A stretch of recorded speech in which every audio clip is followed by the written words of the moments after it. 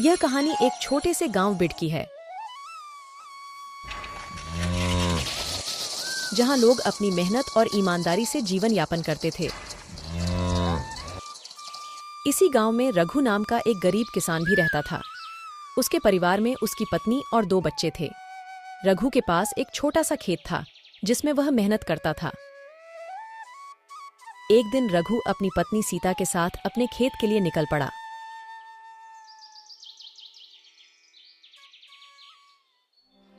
सीता, देखो इस साल फसल बिल्कुल नहीं हुई। बारिश न होने के कारण सब बर्बाद हो गया। हाँ, अब हम बच्चों के स्कूल में दाखिले के लिए पैसे कहाँ से लाएंगे? रघु और सीता खेत की स्थिति पर चर्चा कर रहे थे। गांव के कुछ लोग वहां से गुजर रहे थे और उन्होंने भी रघु की परेशानी सुनी।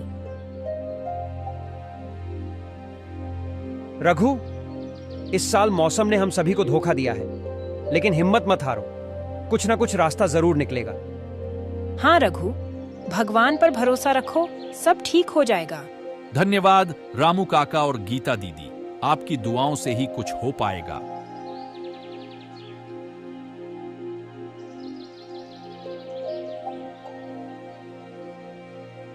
रघु, खेत में पानी की कमी है और बारिश भी नहीं हुई है। आप किसी पड़ोसी किसान से पानी मांगकर देखिए, हम उन्हें फसल बेचने के बाद पैसे दे देंगे। ठीक है, तुम घर जाओ, मैं उनसे मिलकर आता हूँ। रघु अपने पड़ोसी राकेश से पानी मांगने गया।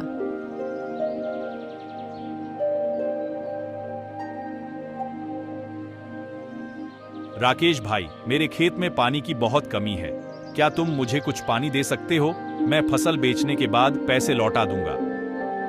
रघु, मेरे खुद के खेत में कुआं होने के बावजूद पानी की कमी हो रही है, मैं तुम्हें पानी कैसे दे सकता हूँ? ठीक है राकेश भाई, मैं समझता हूँ, धन्यवाद। सीता और बच्चे घर पर थे, तभी रघु वापस आता है। क्या हुआ रघु? राकेश पानी देने के लिए मान गया? नहीं, उसने मना कर दिया। तो अब क्या होगा? फसल पूरी तरह से बर्बाद हो जाएगी। अब हमारे पास घर के और बच्चों के दाखिले के लिए भी पैसे नहीं हैं। पिताजी, क्या अब हमारा दाखिला नहीं हो पाएगा? माँ, क्या हम अब स्कूल नहीं जा पाएंगे? बच्चों, तुम बिल्कुल चिंता मत करो, तुम जरूर स्कूल जाओगे। अब हम क्या करेंगे? हमें खेत में कुआं खुदवाना पड़ेगा, तभी हमारे खेत को पानी मिल पाएगा। लेकिन उसके लिए तो बहुत ज्यादा पैसे लगेंगे, वो कहाँ से आएंगे? सीता, तुम चिंता मत करो, मैं कुछ करता हूँ। रघु ने फैसला किया कि वह गांव के सेठ से कर्जा लेकर कुआं खुदवाएगा।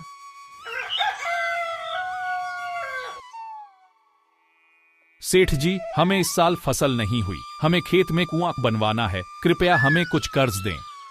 रघु, मैं तुम्हारी मदद कर सकता हूँ, लेकिन तुम्हें मेरी शर्तें माननी होंगी।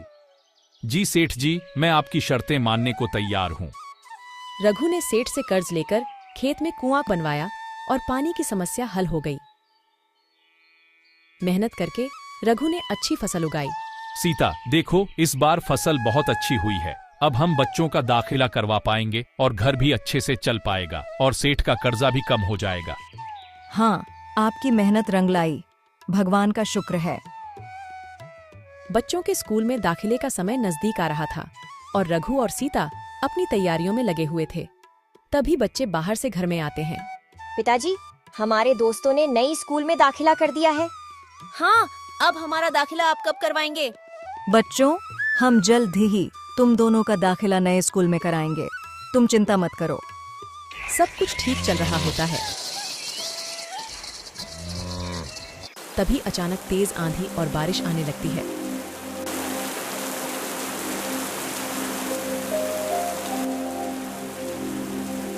अरे, ये क्या हुआ?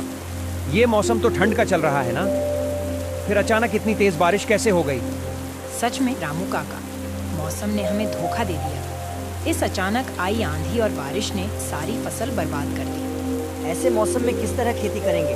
किसान पूरी तरह से बेबस हो गए हैं। तेज आंधी और बारिश के बाद रघु अपने खेत में गया। उसने देखा कि उसकी सारी फसल पानी में डूब चुकी है और बर्बाद हो गई है। हे भगवान, ये क्या हो गया? सारी तैयार फसल बर्बाद हो गई। ये क्या हो रहा है? जब बारिश चाहिए तब बारिश नहीं होती और जब नहीं चाहिए तब हो जाती है। अब मैं क्या करूं? तभी वहां पर सेठ आता है। सेठ रघु के पास आया और अपना कर्ज वापस मांगने लगा। रघु, अब तुम्हारी फसल बर्बाद हो गई है। तुम मेरा कर्ज नहीं चुका पाओगे। अगर तुमने मेरा पैसा वापस नहीं किया तो मैं तुम्हारा खेत और घर जब्त कर लूंगा। सेठ जी, कृपया मुझे कुछ समय और दें। तुम्हारे पास अब ज्यादा समय नहीं है। जल्द ही मेरा पैसा चुकाओ, नहीं तो तुम्हें अपनी जमीन और घर से हाथ धोना पड़ेगा। सेठ की धमकी से रघु बहुत परेशान हो गया और उसने खुदकुशी करने का विचार किया। अब मेरे पास कोई और रास्ता नहीं बचा है। मैं बच्चों के भविष्य के लिए कुछ भी नहीं कर पा रहा हूँ। शायद मेरा अंत ही उनके लिए सही होगा। रघु खुदकुशी के लिए तैयार हो जाता है, लेकिन तभी उसे अपने बच्चों का ख्याल आता है। वह सोचता है कि वह तो मर जाएगा, लेकिन उसके मरने से क्या होगा?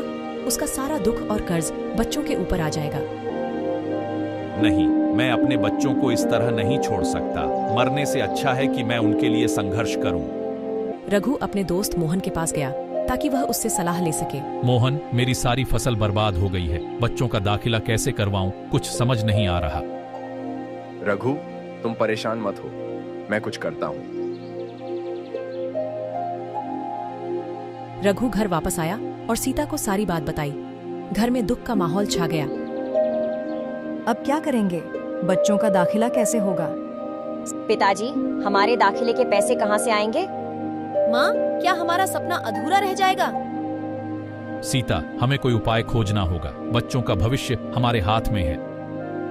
तभी मोहन रघु के घर आया। उसके हाथ में कुछ कागज थे। रघु, तुम्हारे बच्चों का दाखिला हो गया है। ये कैसे हुआ? मैं तुम्हारे बच्चों का रिजल्ट लेकर गया था। उनके अच्छे मार्क्स देखकर स्कूल ने इस बार गरीब किसानों के बच्चों के लिए मुफ्त में दाखिला करने का फैसला किया है। ये लो, उनके दाखिले के कागज। मोहन, तुमने तो हमारी सारी परेशानी हल कर दी। धन्यवाद दोस्त। भगवान का लाख लाख शुक्र है। अब हमारे बच्चों का भविष्य उज्जवल है। पिताजी, हम अब स्कूल जा सकते हैं। माँ, मैं अपनी नई किताबें और यूनिफॉर्म लूंगी। और छुट्टी के दिन हम भी आपके साथ खेत में काम करेंगे पिताजी। हाँ, हम आपकी मदद करेंगे। तुम लोग अच्छे से पढ़ाई करना और अपने माता पिता का नाम रोशन करना। मुझे खुशी है कि मैं तुम्हारी मदद कर सका। अब मुझे चलना होगा, और भी बहुत से काम बाकी हैं।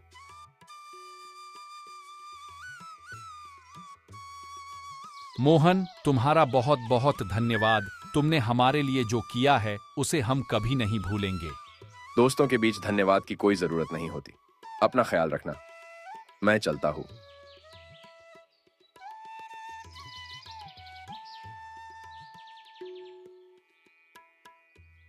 बच्चों के दाखिले के बाद सीता को अब कर्ज चुकाने की चिंता सताने लगी। अब सेठ का कर्ज कैसे चुकाएंगे? फसल तो बर्बाद हो चुकी है। हमें कोई उपाय खोजना होगा। सेठ से कुछ और समय मांगता हूँ और उनसे कुछ काम भी मांगता हूँ। रघु ने सेठ से मिलने का फैसला किया और उनके पास गया। सेठ जी, मेरी फसल बर्बाद हो गई है। कृपया मुझे कुछ और समय दे दीजिए। मैं आपका कर्ज जरूर चुकाऊंगा, और अगर आपके पास कोई काम हो तो मुझे दे दीजिए ताकि मैं मेहनत कर सकूं। रघु, मैं तुम्हें कुछ और समय देता हूँ और तुम्हें अपने यहाँ काम पर भी रख लेता हूँ, लेकिन याद रखना, समय सीमा खत्म होते ही मुझे मेरा पैसा चाहिए। जी सेठ जी, आपका बहुत बहुत धन्यवाद। मैं अपनी पूरी मेहनत करूंगा। रघु ने सेठ के यहाँ काम करना शुरू कर दिया।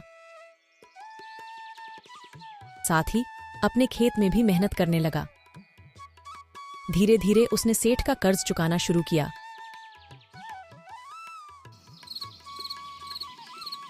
देखो सीता, मैंने सेठ का थोड़ा कर्ज चुका दिया है। अगर इसी तरह मेहनत करता रहा तो हम जल्द ही सारा कर्ज चुका देंगे। आपकी मेहनत रंग ला रही है। भगवान की कृपा से सब ठीक हो जाएगा। पिताजी, अब हम भी पढ़ाई में आपके जैसी मेहनत करेंगे और आपका नाम रोशन करेंगे। हाँ पिताजी, और आपको और माँ को कभी अकेला नहीं छोड़ेंगे। मुझे तुम दोनों पर गर्व है। मेहनत और ईमानदारी से कभी हार नहीं माननी चाहिए। यही जीवन की सच्ची शिक्षा है।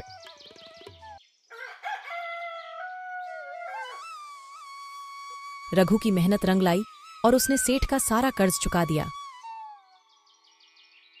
उसके खेत में भी अच्छी फसल होने लगी और उसका परिवार खुशहाल जीवन जीने लगा। इस कहानी से हमें यह सीख मिलती है कि कठिन परिश्रम, ईमानदारी और हिम्मत से हर मुश्किल का सामना किया जा सकता है। जीवन में कभी भी हार नहीं माननी चाहिए। चाहे परिस्थितियां कितनी भी कठिन क्यों न हो। परिवार और दोस्तों का सहयोग भी बहुत महत्वपूर्ण होता है, क्योंकि उनके समर्थन से हम किसी भी चुनौती का सामना कर सकते हैं।